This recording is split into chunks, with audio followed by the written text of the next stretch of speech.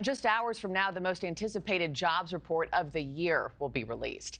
It will serve as an important indicator about the health of the economy, and it'll decide how much you and I pay in interest on things like your mortgage or credit card. NewsNation's Alicia Nieves is live in New York for us this morning.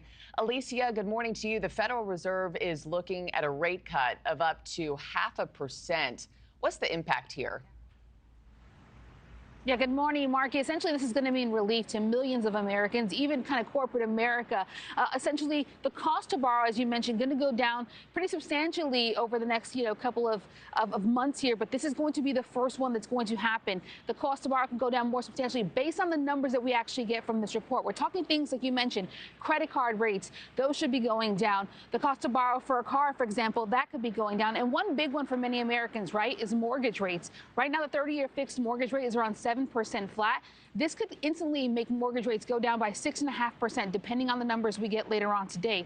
Overall, this is going to make, of course, home buying within reach for most Americans, which is something we've been following, obviously, for the better part of the last 2 years. Now, following the data from this report, the actual cut comes later on this month in September, on the 17th and 18th when the Fed meets. And then we have 2 more meetings with the Fed by the end of this year in November and December. And if they cut rates then, which is what most economists are expecting, we could see interest rates go down by about a full % by the end of the year, Markie. And Alicia, what exactly are we looking for in this report to help us understand whether or not the Fed will be more aggressive with a rate cut later on this month? There's a saying on Wall Street that bad news sometimes is good news, and that's the case here, right? If we get a disappointing jobs report that comes out later on today, we could see interest rates get cut more substantially to that 0.5% mark that you were mentioning kind of a moment ago. And here's what I mean by that. Right now, the expectation for the August jobs report is that non-farm payroll, that's going to go up by only about 160,000 jobs. And we're expecting to see unemployment actually decline from 4.3% last month to 4.2%. Again, if the report comes within expectations, right around the numbers you're seeing on your screen here, well, we should see about a 0.25% rate hike.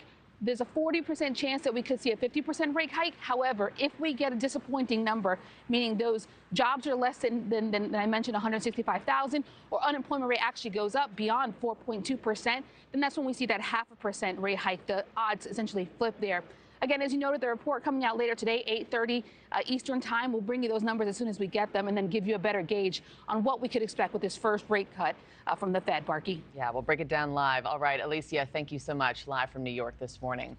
Thanks for watching, everybody. Go to joinnn.com to find NewsNation on your television provider. Also, don't forget to click that red subscribe button below to get more of NewsNation's fact-driven, unbiased coverage.